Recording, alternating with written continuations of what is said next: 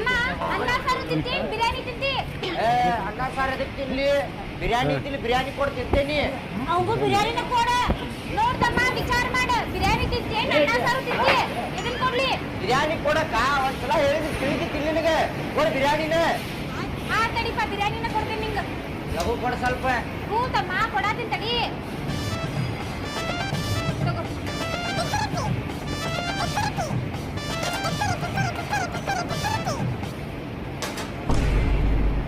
ಅಲ್ಲಕ್ಕ ಬಿರಿಯಾನಿ ಒಂದ್ಸಲ ಆಗೈತೆ ನೀರ